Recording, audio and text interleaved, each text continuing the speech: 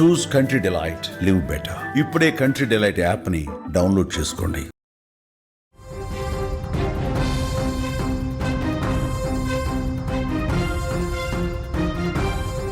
ప్రపంచవ్యాప్తంగా new year సంబరాలు మొదలయ్యాయి. హ్యాపీ న్యూ ఇయర్ విషెస్ చెప్పుకుంటూ ప్రపంచ సంబరాలలో మునిగి తేలుతుండగా నంద్యాలలో మాత్రం దారుణ ఘటన వెలుగు చూసింది. కొత్త కొత్త ఆశలతో జీవితాన్ని కొనసాగించాలనుకున్నటువంటి ఆ కుటుంబం పూర్తిగా కూడా కనుమరుగైపోయింది. నంద్యాల జిల్లా తుడుముల దిన్నె గ్రామంలో చీకటి అలుముకుంది నిన్న జరిగినటువంటి ఘటనతోటి. అక్కడ పూర్తిగా గుండెలు పగిలే ఆర్తనాదాలు మొదలయ్యాయి. ఒక తండ్రి తన రక్తాన్ని పంచుకు పుట్టినటువంటి 3 బిడ్డలకి గోరు ముద్దలు తినిపించవలసినటువంటి ఆ చేతులతోనే విషం కలిపి పాలు తాగించాడు. ప్రపంచం పండగ చేసుకుంటున్న వేళ ఆ ఇల్లు శ్మశానంగా మారిపోయినటువంటి పరిస్థితి అక్కడున్న వారందరినీ కూడా తీవ్ర ఆవేదనకు గురి చేస్తోంది. నాన్న అంటే నమ్మకం, నాన్న అంటే భరోసా. ఆ 3 పిల్లలు నాన్న పాలు ఇస్తుంటే అమృతం అనుకుని తాగి ఉంటారు. చేత్తోట ఆ గ్లాసులో ఇచ్చేటువంటి పాలను చూసి మా కడుపు నింపే ప్రయత్నం చేస్తున్నాడు నాన్న అని సంబరపడి ఉంటారు. కానీ నాన్న వారికి ఇచ్చినటువంటి పాలల్లో విషముందని ఏమాత్రం వారు కనిపెట్టలేకపోయారు. ఆ పాలల్లో మృత్యువు దాగుందని ఆ పసి ప్రాణాలకి ఏమాత్రం తెలుసు? తుడుముల దిన్నెలో జరిగింది ఈ దారుణ ఘటన ఇప్పుడు ప్రతి ఒక్కరిని కంటతడి పెట్టిస్తుంది. ఆర్థిక ఇబ్బందులో లేదా మరేదైనా కారణమో తెలియదు కానీ ఆ తండ్రి తీసుకున్న ఈ నిర్ణయం అక్కడ 4 ప్రాణాలను బలి తీసుకుంది. 3 పిల్లలకు విషమిచ్చి చంపి ఆ తర్వాత ఆ తండ్రి కూడా బలవన్మరణానికి పాల్పడ్డాడు. ఆ తండ్రిని చూసి జాలిపడాలో లేక పసిపిల్లను చంపినందుకు కోపగించుకోవాలో కూడా తెలియని పరిస్థితి అక్కడ ఏర్పడింది. ప్రపంచం మొత్తం కొత్త సంవత్సరం అనే సంబరంలో మునిగి తేలుతున్న వేళ ఆ పిల్లలకి మాత్రం ఇదే చివరి సంవత్సరంగా మారింది.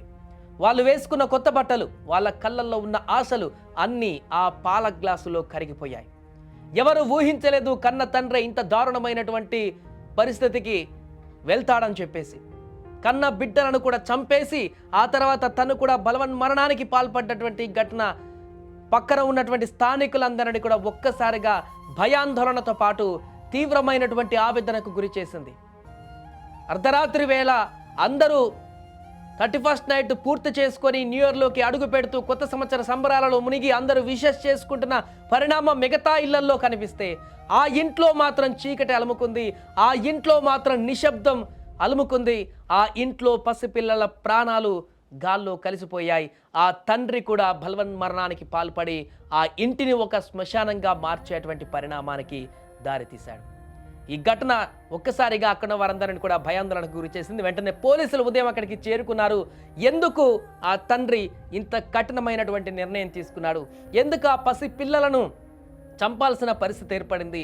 ఏ కారణం చేత ఇంత దారుణమైనటువంటి పనికి ఒడిగట్టాడు? ఆ పిల్లలను చంపిన తర్వాత తను కూడా బలవన్మరణానికి పాల్పడడానికి గల కారణాలేంటి?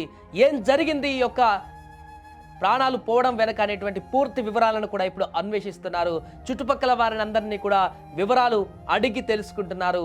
ఈ ఇంట్లో ఏం జరిగింది, ఎంతకాలంగా వీరుంటున్నారు, ఎవరితోనైనా గొడవలు ఉన్నాయా, ఎలాంటి ఇబ్బందులు వీరికి ఉన్నాయి, పూర్తిగా తెలుసుకునేటువంటి ప్రయత్నాలు కొనసాగిస్తున్నారు పోలీసులు.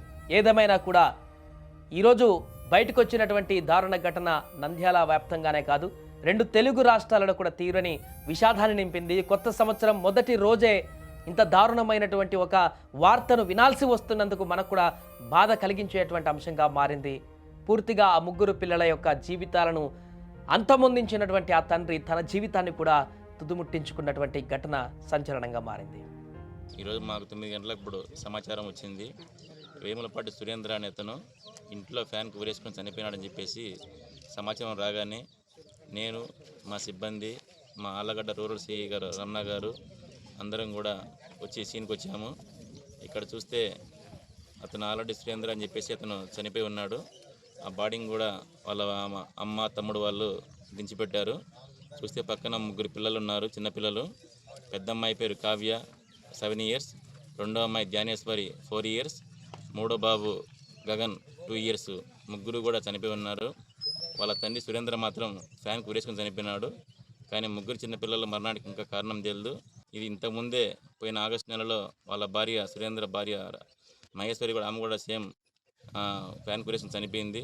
ఈ కుటుంబ కలహాలతో చనిపోయినారని చెప్పేసి ఊళ్ళో వాళ్ళు అంటున్నారు. తదుపరి మేము కేసు దర్యాప్తులో మిగిలిన వివరాలను తెలియజేస్తాం.